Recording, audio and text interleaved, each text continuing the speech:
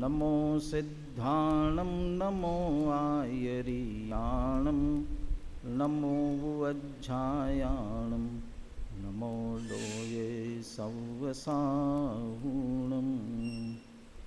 मंगलम भगवान वीरो मंगलम गौतमो गणी मंगलम कुंद कुंदाद्यो जैन धर्मोस्तु मंगलम। सर्वमंगल मांगल्यम सर्वकल्याणकारकम प्रधानम सर्वधर्माणां जैनम जयतु शासनम। जिनके विमल उपदेश में सबके उदय की बात है, समभाव समता भाव जिनका जगत में विख्यात है। जिसने बताया जगत को प्रत्येक कण स्वाधीन है, करता न हरता कोई है, अणु अणु स्वयं में लीन है। आत्म बने परमात्मा हो, शांति सारे देश में है। देश ना सर्वोदयी महावीर के संदेश में। भगवान महावीर के निर्वाण कल्याणक महोत्सव, जिसे दीपावली के नाम से भी हम मनाते हैं,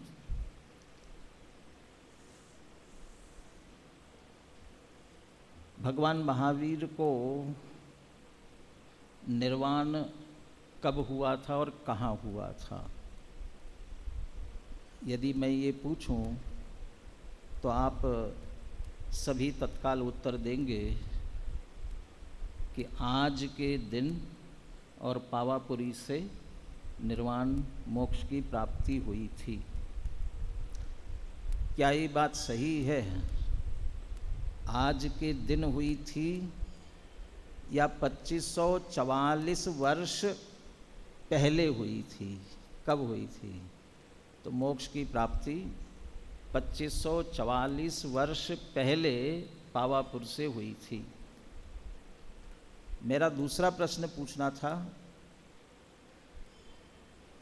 मोक्ष हुआ भगवान महावीर को, लेकिन भगवान महावीर का जन्म कब और कहाँ हुआ था? भगवान महावीर का जन्म कब और कहाँ हुआ था? कहाँ हुआ था? छोटे बच्चे तो है नहीं जिनसे पूछूं मैं। आप सबको तो पक्का पता है ना कब और कहाँ हुआ था? चैत्र शुक्ल त्रयोदशी के दिन और कहाँ? कुंडलपुर में हुआ था। बराबर? सही है? नहीं है? सही नहीं है? क्यों? पहला उत्तर दिया तब तो आप कह रहे थे सही है कि भगवान महावीर को कार्तिक कृष्ण अमावस्या के दिन और पावापुरी से मोक्ष की प्राप्ति हुई। तो दूसरा प्रश्न उल्टा किया, मोक्ष की बात में हम जन्म की बात कर रहे हैं, तो भगवान महावीर का जन्म चैत्र शुक्ल त्रयोदशी के दिन और कुंडलपुर में हुआ, ये बात सही कि गलत? क्यों सिद्धि? हाँ, सही है कि गलत है? तो सही कह रही गलत कह रही समझ में नहीं आ रहा है। हाँ, अभी मैं बहुमत तो नहीं करवाऊंगा हाथ खड़े करके ये कौन कौन कह रहे सही और कौन कौन कह रहे गलत है। जो जो सही कह रहे हैं वे सब गलत हैं। क्यों गलत है? हम ये तो कह सकते हैं कि भगवान महावीर को कार्तिक कृष्ण अमावस्या के दिन पावापुरी से मुक्ति की प्राप्ति हुई, परंतु हम ये नहीं कह सकते हैं कि भगवान महावीर का जन्म चैत्र शुक्ल त्रयोदशी के दिन और कुंडलपुर में हुआ। सिर्फ एक गलती है इसमें तिथि सही है, स्थान सही है, घटना सही है, लेकिन जन्म किसका हुआ ये सही नहीं है। क्योंकि हम ये कह रहे हैं कि भगवान महावीर का जन्म चैत्र शुक्ल त्रयोदशी को और कुंडलपुर में हुआ, तो भगवान का जन्म नहीं हुआ था, बालक वर्धमान महावीर जो भी हम नाम दे, वो बालक का जन्म हुआ था। ऐसा कह कर के जैन दर्शन के बहुत बड़े सिद्धांत की तरफ हमारा ध्यान आकर्षित कराया गया है, और ये जैन दर्शन का नहीं है, वस्तु स्वरूप का है कि भगवान जन्मते नहीं हैं, पुरुषार्थ से बनते हैं। ऐसे ही महावीर का भी जन्म बालक के रूप में ही हुआ था, और उन्होंने अपने पुरुषार्थ से ये दशा प्राप्त की थी। कैसे प्राप्त की और क्या हुआ, इसी की चर्चा अपने को संक्षेप में करनी है। चूँकि जो हुए आज तक अरिहंत, सबने अपनाया यही पंथ, उपदेश दिया इस ही प्रकार हो सबको मेरा नमस्कार। यही हमारे सभी तीर्थंकरों की विशेषता होती है कि वे अकेले अपने लिए नहीं करते हैं, सारे जगत के कल्याण के लिए ये मार्ग बता कर गए हैं, और वो मार्ग आज भी हमारे पास में उपलब्ध है। हम विगत दिनों से यहाँ पर स्वाध्याय में ये तीर्थंकर महावीर और उनका सर्वोदय तीर्थ, इसके आधार से चर्चा कर रहे थे। महावीर के पूर्व भवों की चर्चा भी की, और वर्तमान भव की हमारी चर्चा ज्ञान कल्याणक तक आ गई है। मोक्ष कल्याणक की चर्चा आज है, और हम बाद में भी इसकी चर्चा आगे कल भी करने ही वाले हैं। वस्तु स्वरूप यही है, कोई भी अनादिकाल से जगत में भगवान नहीं है। जो भी भगवान बने हैं वे अपनी आत्म साधना से और पुरुषार्थ से ही बने हैं। महावीर के जीव ने भी अनादिकाल से संसार में परिभ्रमण करते हुए अनेक दुख उठाए, और उनके जीवन में जो टर्निंग पॉइंट आया, जैसा अपने पुराणों में वर्णन आता है, वो आता है पुरुरवा भील से। पुरुरवा भील के पर्याय में जब महावीर का जीव था, उस समय किसी मुनिराज को विचरण करते हुए देखकर ये हिरण है ऐसा समझकर उनका शिकार करने के लिए बाण चलाने ही जा रहा था कि उनकी पत्नी ने रोका कि नहीं, ये कोई महात्मा दिखते हैं, ये कोई हिरण नहीं है। और तब वह पाप से बचा और उनके मुनिराज के चरणों में आया, और मुनिराज ने उसे भव्य जान करके उपदेश दिया। और उस समय और तो वो कुछ नहीं कर सकता था, मांस भक्षण का सामान्य व्रत लिया, और वो व्रत लेकर के स्वधर्म स्वर्ग में गया, और वहाँ से आकर के भगवान आदिनाथ के इस जमाने में, उस समय आदिनाथ के ही, भगवान नहीं समझना, आदिनाथ के राजा ऋषभदेव के पुत्र भरत के पुत्र के रूप में, मारीच के रूप में जन्म लिया। महावीर के जीव ने मारीच के रूप में जन्म लिया, और जब राजा ऋषभदेव को वैराग्य हुआ और वे दीक्षा लेकर के गए, उनके साथ 4000 राजा भी दीक्षा लेकर के गए थे, उनमें मारीच भी था। लेकिन उस समय मुनिचर्या कैसी होती है, कैसे पालन करना चाहिए, ये जानते नहीं थे। और राजा ऋषभदेव जब मुनि बने थे, तीर्थंकरों की विशेषता होती है कि मुनि बनने के बाद से ही मौन हो जाते हैं, फिर किसी को कोई उपदेश नहीं देते हैं। तो उन्होंने कोई उपदेश दिया नहीं, मुनिचर्या का पालन कैसे करना चाहिए। वे तो अपने अनुसार अपनी साधना में लगे रहे और बाकी 4000 मुनि जो है वह अपने अपने अनुसार चर्या में लगे। भूख लगी तो चाहे कंदमूल खाने लगे, जैसा तैसे अपना जीवन चलाने लगे, और कहे तो भ्रष्ट हो गए। परंतु जब राजा मुनिराज ऋषभ देव को केवल ज्ञान की प्राप्ति हुई और उनकी दिव्य ध्वनि खिरने लगी, तब बाकी बहुत से राजाओं ने फिर उनकी दिव्य ध्वनि सुनकर सही मार्ग क्या है समझ लिया और पुनः एक तरह से दीक्षित होकर के अपनी आत्म साधना उन्होंने प्रारंभ की। परंतु मारीच के जीवन ने ऐसा नहीं किया। वह भी बैठा, भगवान आदिनाथ के समोशरण में बैठा, वह भी उनकी वाणी सुन रहा था। और उसी में एक चर्चा आई कि आप आदिनाथ भगवान, आप प्रथम तीर्थंकर हैं, आपकी सभा में कोई और भी तीर्थंकर हैं? तो वहाँ उस समय दिव्य ध्वनि से उत्तर मिला था कि हाँ, ये जो मारीच का जीव है ये इसी भरत क्षेत्र में इसी काल का अंतिम 24वें तीर्थंकर होने वाले हैं। हम और आप सुनते तो हम और आपको कितनी खुशी होती, कितना आनंद आता कि हाँ, हम तीर्थंकर होने वाले हैं, तीर्थंकर होने वाले हैं। तो मारीच के जीव को भी ऐसी खुशी, ऐसा ही आनंद आया होगा ना कि नहीं आया? आनंद नहीं आया, उसे ईर्ष्या हुई, उसे ये भाव आया आप तो प्रथम तीर्थंकर बनकर बैठे हैं और मेरा नंबर कौन सा लगाया?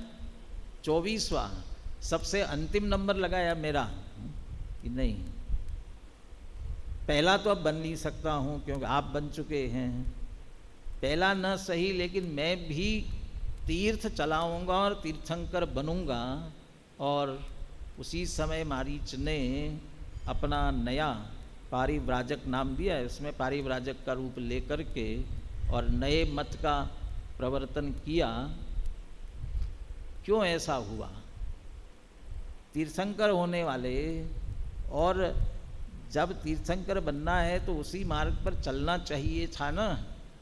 परंतु यदि उसी समय सुधर जाते, उसी समय सम्यक्त्व की प्राप्ति करते, उसी समय चूँकि केवली भगवान का पादमूल था, क्षायिक सम्यक्त्व की प्राप्ति भी हो जाती, तो क्षायिक सम्यक्त्व प्राप्त करने के बाद तो कितने भव रहते।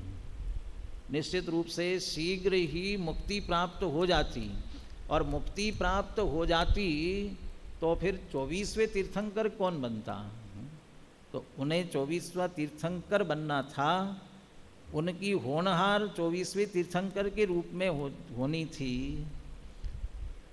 पहले तीर्थंकर से अंतिम तीर्थंकर में काल का अंतर कितना? काल का अंतर है, ये पूरा जो चौथा काल होता है, एक कोड़ा कोड़ी कितना? एक कोड़ा कोड़ी सागर, एक कोड़ा कोड़ी सागर, और उसमें 42,000 वर्ष कम।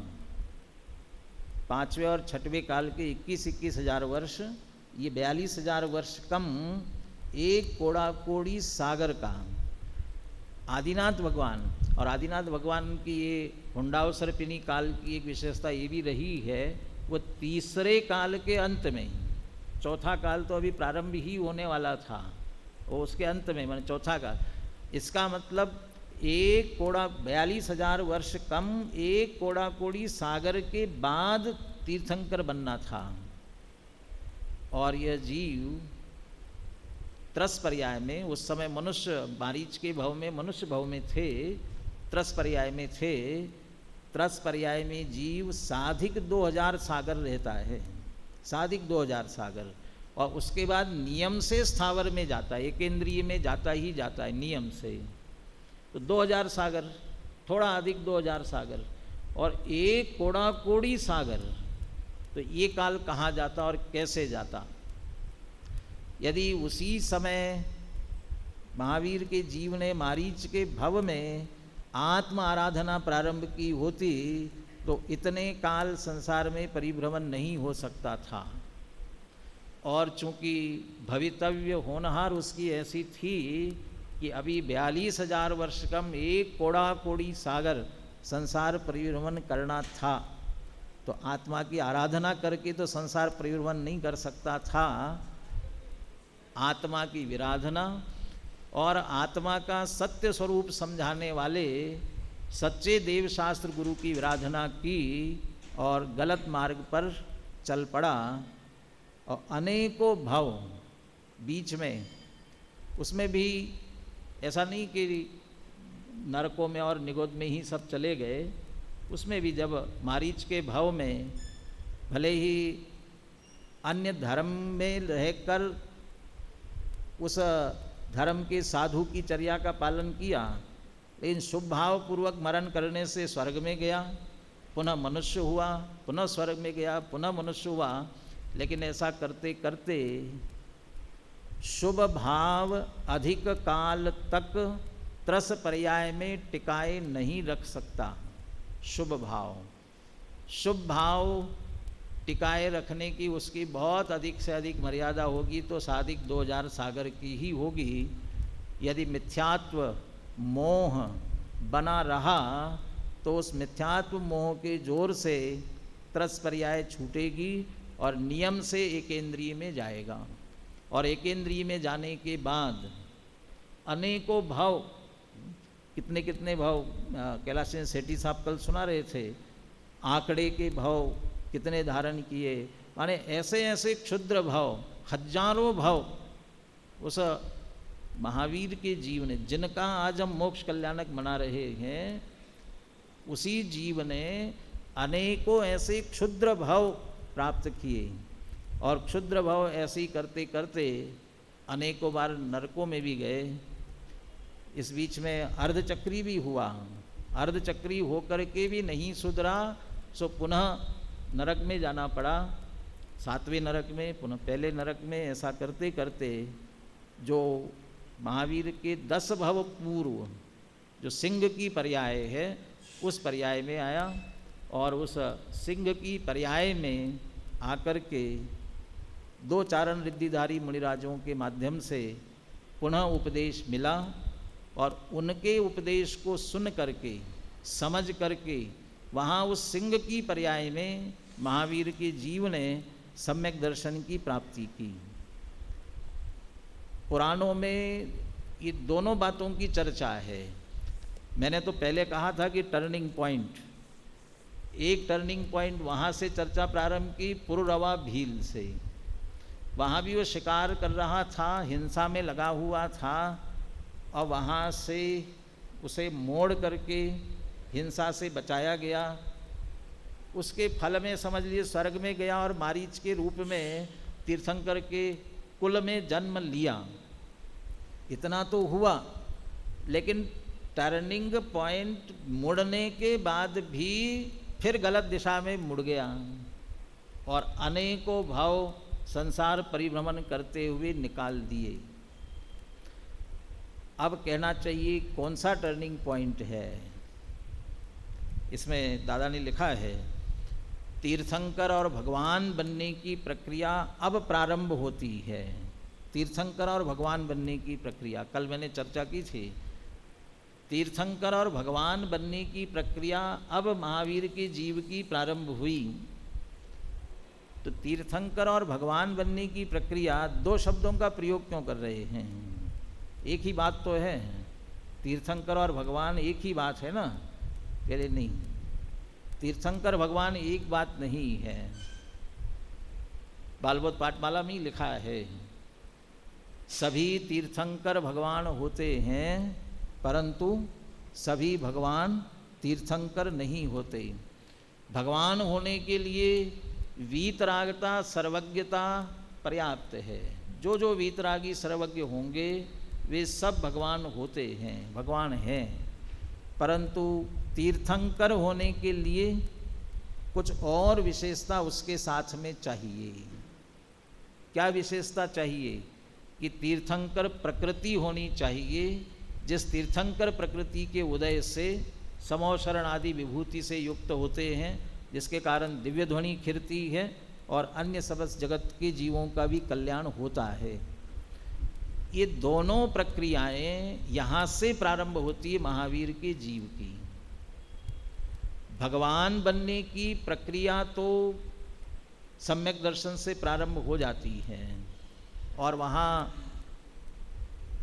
चारण ऋद्धारी मुनिराजों के उपदेश से आत्मस्वरूप को समझ करके महावीर के जीव ने सम्यक दर्शन की प्राप्ति की और भगवान बनने की प्रक्रिया वहीं से प्रारंभ हो गई। भगवान बनने की प्रक्रिया तो प्रारंभ हो गई, लेकिन अभी तीर्थंकर होने की प्रक्रिया नहीं हुई थी। पुनः वहाँ से चल करके स्वर्ग में गए, पुनः मनुष्य हुए, मनुष्य होने के बाद में मुनि दीक्षा अंगीकार की और ऐसा करते करते बीच में चक्रवर्ती भी हुए और इसी बीच में मुनि दशा में ही उन्होंने तीर्थंकर प्रकृति का बंध किया। अब वो जो तीर्थंकर प्रकृति का बंध हुआ वो समझ लीजिए उनके तीर्थंकर बनने की प्रक्रिया प्रारंभ हुई। दो बातें इसमें से हमें समझने की है। हमें यदि सचमुच अनंत सुख आत्म को हित है सुख सो सुख, आकुलता बिन कहिए और आकुलता शिव माहिन ताते शिवमग लाग्यो चाहिए। मुक्ति मार्ग पर आना है, अपना हित करना है, अनंत सुख प्राप्त करना है, तो इतना ही पर्याप्त है कि अपनी आत्मा को जाने, अपनी आत्मा को पहचाने और अपनी आत्मा में लीन हो जाए तो हम मोक्ष मार्ग पर आकर के अनंत सुख की प्राप्ति कर सकते हैं। और तीर्थंकर बनना हो तो क्या करना पड़ेगा? सारा जगत हम सब ये समझते हैं 16 कारण भावनाओं का क्या करना पड़ेगा, 16 कारण भावनाओं का व्रत करना पड़ेगा, 16 कारण भावनाओं की पूजा करना पड़ेगी। कैसे होता है 16 कारण भावना व्रत पूजा कैसे होती है? 16 कारण व्रत भावना पूजा होती है 16 वर्ष तक हर पूरे भाद्रपद मास में 16 कारण का व्रत किया जाए, 16 कारण की पूजा की जाए और अपने सामर्थ्य के अनुसार एकासन किया जाए, उपवास किया जाए। दशलक्षण के दिनों में बराबर हम सुनते समझते देखते हैं, बराबर किसी ने 16 उपवास किए हैं, किसी ने 32 उपवास किए हैं। 16-32 का नाम गिनती किस बात की है? ये 16 कारण की। और 32 क्यों हो जाते हैं? जरूरी नहीं 32 हो, 30-31 भी हो सकते हैं। पूरा भाद्रपद मास जो है वो 16 कारण का कहलाता है। उपवास किया, पूजा की और ऐसे 16 वर्ष तक किया। इस व्रत के करने से निश्चित तीर्थंकर प्रकृति बंधेगी ना, बंध जाएगी कि नहीं बंधेगी? करणान योग और बाकी क्रमबद्ध पर्याय में इसकी चर्चा विस्तार से की है। एक काल में एक क्षेत्र में 24 तीर्थंकर होंगे, भरत ऐरावत क्षेत्र 24 होंगे और विदेह क्षेत्र में होते तो 20 तीर्थंकर होंगे। गिनती कितनी और व्रत करने वाले, पूजा करने वाले कितने, तो किन का नंबर लगेगा और किन का नहीं लगेगा? व्रत पूजा करने से तीर्थंकर प्रकृति नहीं बंधती है। तीर्थंकर प्रकृति बंधे इसके लिए कोई व्रत पूजा कर रहा होगा तो नहीं बनती है। और कदाचित कोई निदान बंद होता होगा और बातों का निदान होता होगा, लेकिन तीर्थंकर का निदान नहीं हो सकता है कि मैं तो तीर्थंकर बनूंगा इसलिए ऐसा कर रहा हूँ, ये संभव नहीं है। तो क्या करना होगा तीर्थंकर बनने के लिए? जिन जिन ने तीर्थंकर प्रकृति बांधी और जो जो हुए उन्होंने क्या किया और भविष्य में होने वाले हैं, भविष्य के 24 भी निश्चित हो गई है, उन्होंने क्या किया?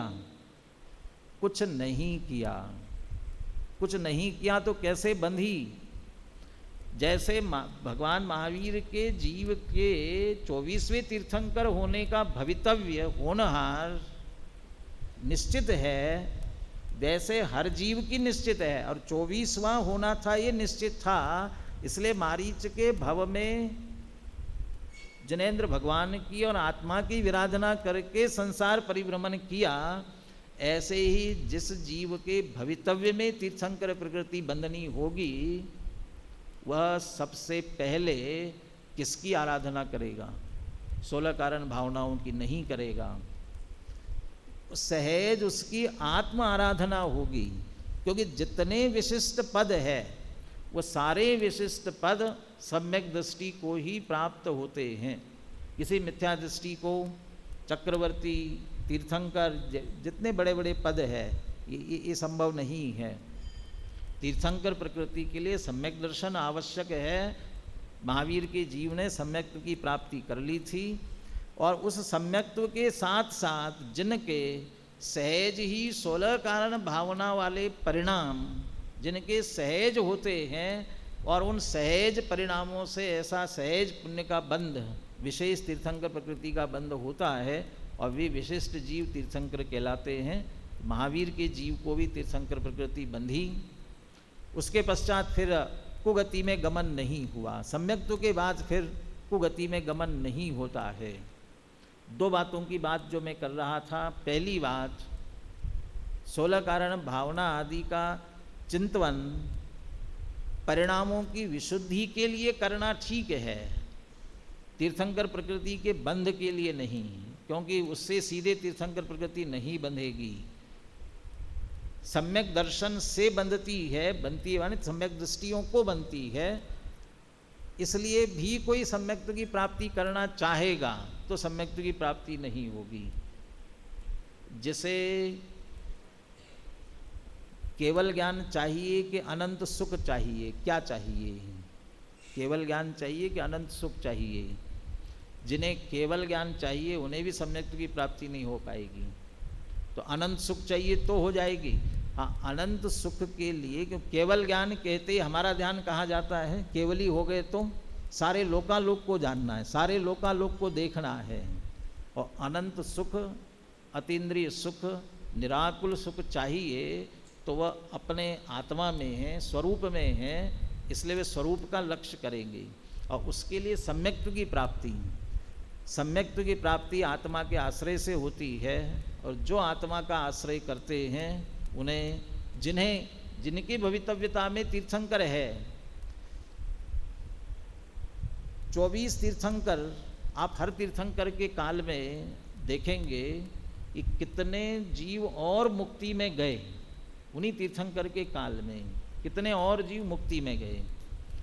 उन्हीं तीर्थंकर के साथ में और जीव जो मोक्ष में गए हैं और तीर्थंकर बन करके मोक्ष में गए हैं, क्या अंतर है दोनों में? क्या अंतर है दोनों में? अभी हम सब बैठे हुए हैं और सबको भोजन का आमंत्रण दिया जाए, और भोजन के आमंत्रण के साथ साथ ये चुना जाए कि इसमें से एक को अध्यक्ष बनाया जाता है, एक को मंत्री बनाया जाता है, ऐसा बढ़िया सबसे उत्कृष्ट से उत्कृष्ट पद दे करके, और बड़े से बड़ा ले लो प्रधानमंत्री बन जाए, और सबके भोजन का आमंत्रण हो और सबको समान भोजन परोसा जाए, तो वो जो भोजन ग्रहण कर रहे हैं, वो भोजन ग्रहण करने में एक सामान्य व्यक्ति भोजन ग्रहण करे उसमें, और एक प्रधानमंत्री बड़े ऊंचे पद वाला भोजन ग्रहण करे उसमें कुछ अंतर आता होगा। प्रधानमंत्री को लड्डू ज़्यादा मीठा लगता होगा, और जो एक सामान्य चपरासी और नीचे से नीचे वाला होगा उसे वो लड्डू कड़वा लगता होगा, क्योंकि वो ऊंचे पद पर है और ये निचले पद पर है। क्या अंतर पड़ता होगा? प्रकृति में कोई अंतर नहीं है। ऐसे ही तीर्थंकर होकर जो मुक्त हुए हैं उनमें, और जो सामान्य केवली मुक्त हुए हैं उनमें किसी प्रकार का रंच मात्र कोई अंतर नहीं है। अनंत सुख में किसी प्रकार का कोई अंतर नहीं है। फिर हम तीर्थंकरों की इतनी महिमा करते, सामान्य भगवान, सामान्य केवली, वो इनकी इतनी चर्चा हम नहीं करते हैं। तो ऐसा क्यों होता है? ऐसा इसलिए होता है क्योंकि तीर्थंकरों से हमें भी तिर जाने का मार्ग, मुक्ति का मार्ग हमको मिलता है, सामान्य केवलियों से नहीं मिलता है, और उनके माध्यम से तीर्थ चलता है, इसलिए उनकी विशेष महिमा की जाती है। महावीर के जीव ने तीर्थंकर बनकर, तीर्थंकर तो प्रकृति बंधी, लेकिन उसके साथ साथ आत्म साधना की, और उस आत्म साधना के माध्यम से कर्म नाश करके केवल ज्ञान की प्राप्ति की, और केवल ज्ञान की प्राप्ति के पश्चात महावीर भगवान के जीव के साथ केवल ज्ञान होने के बाद भी, अब उसमें भी ये कहना चाहिए, भगवान महावीर का बड़ा दुर्भाग्य था। केवल ज्ञान की प्राप्ति तो उन्हें हो गई, लेकिन दिव्य ध्वनि नहीं खिर पाई। कितने दिन तक? 66 दिन तक दिव्य ध्वनि नहीं खिरी। कैसा दुर्भाग्य था? किनका दुर्भाग्य था? महावीर का दुर्भाग्य था। महावीर के दुर्भाग्य का अभाव तो तभी हो चुका था जब वे मुनि बने, या तो मुनि बने, या मुनि बन करके आत्म साधना करके केवली हो गए, केवल ज्ञान की प्राप्ति की उसी समय। यद्यपि वेदनीय कर्म, जो हम अच्छा बुरा भाग्य कहते हैं, पुण्य पाप के उदय की बात करते हैं, वो विद्यमान तो है, लेकिन कुछ करने में समर्थ नहीं है। किसके भाग्य दुर्भाग्य की बात करें? भवि भागन वच जोगे वशाय, तुम धुनि है सुनी विभ्रम नशाय। तीर्थंकरों की ध्वनि खिरती है भव्य जीवों के भाग्य से और उनके वचन योग से। तो वचन योग तो था उनका, लेकिन भव्य जीवों का भाग्य नहीं था, उस कारण से उनकी वाणी नहीं खिर पाई, 66 दिन तक नहीं खिर पाई। वो बाकी चर्चा तो गौतम गणधर नहीं थे, फिर गौतम गणधर आए, फिर उनकी वाणी खिरने लगी 66 दिन के बाद में, और फिर पूरे 30 वर्ष तक दिव्य ध्वनि के माध्यम से तत्व का उपदेश उनका होता रहा। दो बातों की तरफ मुझे ध्यान आकर्षित करके चर्चा पूरी करनी है। अपन बोलते भी है किस विध कीने कर्म चकचूर। आज क्या किया भगवान महावीर के जीव ने, क्या किया था? किस विध कीने कर्म, कैसे कर्मों का अभाव उन्होंने किया, कौन सा मार्ग अपनाया उन्होंने, और वही यथार्थ मार्ग है, उसके अलावा कोई दूसरा मार्ग नहीं है। तो क्या मार्ग अपनाया था उन्होंने? जैसा उन्होंने स्वयं बताया, कृष्ण कर्म विप्र मोक्षो मोक्षः कहा गया है। सारे कर्मों से रहित होना उसका नाम मोक्ष है। तो सारे कर्मों से रहित हुए कैसे? बंध हेत्व भाव निर्जराभ्याम, बंध के हेतुओं का अभाव और निर्जरा, इसके माध्यम से। और बंध के हेतुओं के अभाव का अर्थ है आश्रव का अभाव अर्थात संवर, और निर्जरा, इसके माध्यम से कृष्ण कर्म विप्र मोक्षो, सारे कर्मों से रहित अवस्था, वो मुक्त अवस्था उन्होंने प्राप्त की। बंध हेतु अभाव, बंध के हेतुओं का अभाव किया। बंध के हेतु कौन से? किनसे, जिनके कारण से बंध हो रहा है? मिथ्या अविरति प्रमाद कषाय योगा बंध हेतवः। मिथ्यात्व, अविरति, प्रमाद, कषाय और योग, ये बंध के कारण है। बंध के कारण है, संसार के कारण है, दुख के कारण है। और इनमें सर्वप्रथम है मिथ्यात्व, मोह। संसार का कारण यदि कोई, यदि दो दशाएं जीव की माने, संसारिणो मुक्ताश्च, दो दशाएं संसारी और मुक्त, और यदि दो दशाएं ली जाए, संसार का कारण क्या और मोक्ष का कारण क्या? संसार का कारण है मिथ्यात्व और मोक्ष का कारण है सम्यक्त्व। मिथ्यात्व रहेगा तब तक संसार भ्रमण ही रहेगा, संसार भ्रमण छूटने वाला नहीं है। और सम्यक्त्व होगा तो मोक्ष होगा ही होगा। गुरुदेव का एक उद्धरण मित्रा विज्ञान में छापा था पृष्ठ पर, उसमें लिखा था सम्यक दर्शन की ये प्रतिज्ञा है, सम्यक दर्शन की, यदि तुम मुझे धारण करो तो तुम्हें मोक्ष निश्चित लेकर जाऊंगा। ये सम्यक दर्शन की प्रतिज्ञा है, मुझे धारण करो तुम्हें निश्चित रूप से मोक्ष लेकर ही जाऊंगा। दूसरा वाक्य लिखा उसमें, ये सम्यक दर्शन की प्रतिज्ञा है ना, आत्मा की ये प्रतिज्ञा है। वो सम्यक दर्शन से मोक्ष हो जाएगा ना, तो सम्यक तो कहाँ से आएगा, तो आत्मा की ये प्रतिज्ञा है कि तुम मेरे पास आओ, तुम्हें निश्चित रूप से सम्यक्त्व की प्राप्ति होगी और होगी। तो मिथ्यात्व का सद्भाव रहते हुए संसार परिभ्रमण छूटने वाला नहीं, और सम्यक्त्व प्राप्त होने के बाद संसार भ्रमण रहने वाला नहीं है, बहुत अधिक काल रहने वाला नहीं है, निश्चित रूप से मुक्ति ही प्राप्त होती है।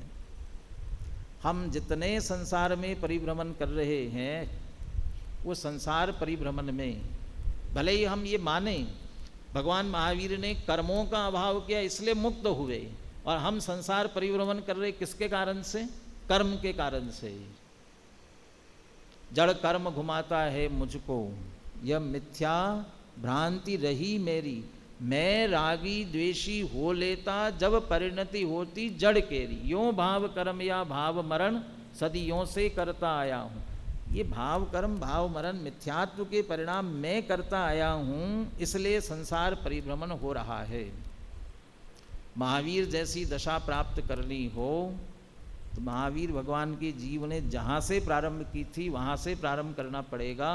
सबसे पहले बंध के हेतुओं का अभाव किया, और बंध के हेतुओं में सबसे पहला मिथ्यात्व का अभाव किया और सम्यक्त्व की प्राप्ति की। सरल भाषा में मिथ्यात्व क्या है, चिंतन करने की बात, विचार करने की बात है।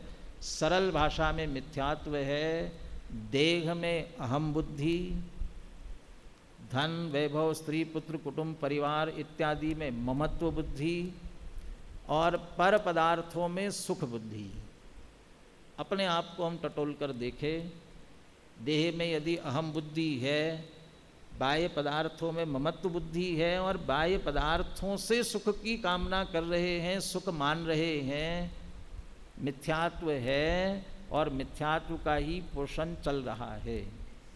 चाहे जितनी दीपावलियाँ मनाएं, चाहे जितने महावीर के निर्वाण कल्याणक महोत्सव मनाएं, जब तक ये देह में अहम बुद्धि और पर में ममत्व और पर पदार्थों में सुख बुद्धि, इसका जड़ भी यही है, मात्र इतने में, देह में अहम बुद्धि। ये सबसे बड़ा के यही मिथ्यात्व है। जब तक ये नहीं छूटेगा तब तक महावीर बनने का मार्ग, महावीर भगवान ने आज जो दशा प्राप्त की, वह मार्ग प्रारंभ नहीं हो सकता। वह प्रारंभ करने के लिए देह में अहम बुद्धि छोड़ना पड़ेगी। भगवान महावीर ने भी देह में अहम बुद्धि छोड़ी, बंध के हेतुओं में सबसे पहले इसका अभाव किया, उसके बाद अविरति प्रमाद कषाय योग इनका भी अभाव हुआ, और इन सब का अभाव करके निर्जरा के माध्यम से मुक्ति की प्राप्ति उन्होंने की। दूसरा, ये नेगेटिव कर्मों का अभाव करके उन्होंने मुक्ति प्राप्त की। उनकी वाणी से, जिनवर की वाणी से हमने ये जाना, सबसे सरल है निज पद पाना। सबसे सरल क्या है? अपने पद की प्राप्ति करना सबसे सरल है। दादा ने तो समय सार अनुशीलन में लिखा हुआ है, एक कप चाय बनाना कठिन है, एक कप चाय बनाना बहुत कठिन है, और आत्मा का अनुभव सबसे सरल है। ये सबसे सरल है, ये सबसे ज़्यादा हमें कठिन लग रहा है। क्यों कठिन लग रहा है? अनभ्यास के कारण से, पर में कर्तृत्व बुद्धि से, पर में हमारा वो मिथ्यात्व, ये मोह, इसी कारण से वो उल्टी सही लग रही है, और ये जो सही है ये हमारे लिए कठिन लग रही है। पानी में प्रतिबिंब दिखना, अपना चेहरा दिखाई देना सरल है कि कठिन है? पानी में चेहरा दिखाई दे सकता है कि नहीं दे सकता है? दिख सकता है, लेकिन दो बातें होनी चाहिए। क्या होना चाहिए? पानी स्वच्छ होना चाहिए और पानी स्थिर होना चाहिए। स्वच्छता और स्थिरता हो तो पानी में प्रतिबिंब दिखाई दे सकता है। ऐसा ही हमारे वर्तमान ज्ञान में इतनी ताकत है कि हमारे आत्मा के दर्शन, हमारे आत्मा का ध्यान वर्तमान हमारे ज्ञान में हो सकता है। बहुत सरल है, बस वहाँ भी दो ही शर्त है, वह ज्ञान निर्मल होना चाहिए और स्थिर होना चाहिए। मोह राग द्वेष के विकारी भावों के कारण से मलिन हो रहा है और संकल्प विकल्पों के कारण से अस्थिर हो रहा है। मोह राग द्वेष की उत्पत्ति का कारण, संकल्प विकल्पों का कारण भी एक है, देह में अहम बुद्धि।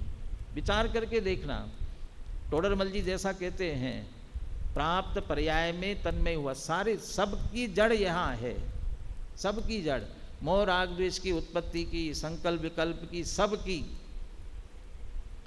इसलिए निर्मलता ज्ञान में आवे और ज्ञान में स्थिरता आवे। निर्मलता और स्थिरता के लिए क्या उपाय है? समय सार की 144वीं गाथा और उसकी टीका में अमरचंद्र आचार्य ने यहाँ से चर्चा प्रारंभ की। प्रथम तो श्रुत ज्ञान के अवलंबन से ज्ञान स्वभावी आत्मा का निश्चय करके, फिर जो पर की प्रसिद्धि करने वाली जो 5 इंद्रियां और मन के माध्यम से मति ज्ञान तत्व बाहर जा रहा है उसे आत्मसन्मुख करना, और फिर जो श्रुत ज्ञान जिनमें चंचल कल्लोले उत्पन्न हो रही है उनमें भी स्थिर करके आत्मसन्मुख करना। श्रुत ज्ञान के अवलंबन से अर्थात जिनवाणी के अवलंबन से, जिनवाणी से आत्मस्वरूप समझकर ज्ञान स्वभावी आत्मा का निर्णय करके, ज्ञान मेरा स्वभाव है, देह मैं नहीं हूँ, राग द्वेष मैं नहीं हूँ, ज्ञान दर्शन स्वभावी आत्मा ही मैं हूँ, ऐसा निर्णय करके फिर जो ज्ञान अभी 5 इंद्रियों और मन के माध्यम से बाहर जा, जिनमें मोह राग द्वेष की उत्पत्ति हो रही, मलिनता आ रही है, उनको समेट करके स्वसन्मुख करना तो निर्मलता आएगी। और श्रुत ज्ञान में जो विकल्प उठ रहे हैं, संकल्प विकल्प के परिणाम हो रहे हैं, उनका अभाव करके श्रुत ज्ञान को भी स्वसन्मुख करना। मति श्रुत ज्ञान ये दोनों अभी हमारे पास में है, उनको जब हम स्वसन्मुख करते हैं तो सहज ही निर्मलता आती है और स्थिरता आती है। और इसी निर्मलता और स्थिरता में निश्चित रूप में आत्मस्वरूप हमारी दृष्टि में आ सकता है, और आत्मस्वरूप दृष्टि में आते ही आत्मश्रद्धान पूर्वक सम्यक्त्व की प्राप्ति होती है। सम्यक्त्व की प्राप्ति होकर आत्मा ही सुख स्वरूप है ऐसा ख्याल में आने के बाद बाकी सारी प्रक्रिया वास्तव में सहज है। सम्यक दृष्टि का जीवन सहज है। सम्यक दृष्टि को व्रत अंगीकार नहीं करने पड़ते, व्रत होते हैं। मुनि दशा अंगीकार नहीं करनी पड़ती, मुनि दशा सहज आती है। करना पड़े तो समझ लेना अभी सहजता नहीं है। जब 5 इंद्रिय विषय भोगों में सुख नहीं है, सारे जगत के जीव मेरे समान है ऐसा निर्णय हो गया है, तो वह 5 इंद्रिय विषयों में और मन संबंधी विषयों में असंयम में कैसे रह सकता है? जिसने सारे जगत के जीवों को अपने समान जान लिया है, वह षटकाय जीवों के घात में कैसे प्रवृत्त हो सकता है? इसलिए सहज ही उसके जीवन में इंद्रिय संयम, प्राणी संयम, अव्रत जाता है, व्रत आते हैं। और व्रत आने के बाद, व्रत बाहर से होने पर अंतरंग की विशुद्धि बड़ी है, लेकिन फिर भी अत्यंत विशुद्धि नहीं है, अल्पता है। वो अल्पता सुहाती नहीं है, और अधिक चाहिए, विशुद्धि बढ़नी चाहिए, निराकुल अतीन्द्रिय सुख और अधिक चाहिए। तो जितना एक देश व्रत में अंगीकार किया हुआ अव्रत का परिणाम अभी बाकी है, वह सब भी सहज छूटता है और आत्मा के लक्ष्य से महाव्रत अंतरंग की परिणति से बढ़ता है। महाव्रत आने के बाद भी जैसा अरहंत दशा में अनंत सुख है, ऐसा सुख अभी प्राप्त नहीं हुआ है। पतली धारण भाई वन में, हमें तो पूर्ण दशा ही चाहिए, सादी अनंत का आनंद लहिए। अभी छोटा मोटा आनंद थोड़ा थोड़ा आ रहा है, ये पसंद नहीं है। इसके लिए पुनः आत्मा का उग्र पुरुषार्थ, आत्मा का लक्ष्य करते हैं तो श्रेणी, क्षपक श्रेणी मान करके 4 घाती कर्मों का अभाव करके अरहंत दशा प्राप्त करते हैं। अरहंत दशा के बाद सहज 4 आघाती कर्मों का क्षय होकर के मुक्त दशा प्रकट होती है। ऐसी दशा महावीर के जीव ने 2544 वर्ष बाद आज के दिन प्राप्त की थी।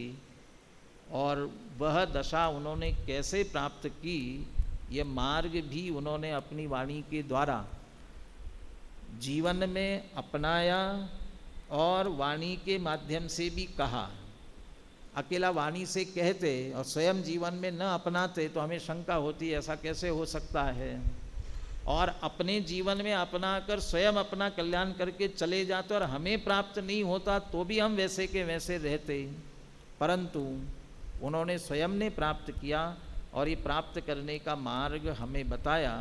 यदि या वाग्दंगा विविध नय कल्लोल विमला बृहद ज्ञानाम भोवीर जगति जनताम या स्नपयति इदानीम पेशा बुद्ध जन मरालय परिचिता। उनके द्वारा प्रवाहित व जिनवाणी रूपी गंगा आज भी आचार्यों के माध्यम से, वहाँ से होते हुए विद्वानों के माध्यम से आज भी हमारे पास में सुरक्षित है। उसके माध्यम से हम, योगसार प्रावृत्त में लिखा है, आगमेन अनुमानेन ध्यानाभ्यास रसेन च त्रेधा विशोधयन बुद्धिम ध्यानम आपनोति पावनम। पवित्र ध्यान प्राप्त करने के लिए आगम से, अनुमान से अपने आत्मस्वरूप का निर्णय करते हुए, ध्यान के अभ्यास के माध्यम से बुद्धि का विशोधन करते हुए हम अपने आत्मस्वरूप को समझ सकते हैं, जान सकते हैं, पहचान सकते हैं। जैसे महावीर के जीव ने आज के दिन यह परिपूर्ण निर्मल शुद्ध दशा प्रकट की है। वे भगवान है, हम भी भगवान हैं। वे कार्य परमात्मा है तो हम कारण परमात्मा है। हम भी भगवान हैं, बस इतना अंतर है कि वे पर्याय में परमात्मा बन गए हैं और हम अभी स्वभाव से परमात्मा हैं। हम अपने परमात्मा स्वभाव को जानें, पहचानें, उसमें लीन हो जाए और महावीर जैसी दशा हमारे जीवन में भी शीघ्र प्रकट हो, इसी मंगल भावना के साथ।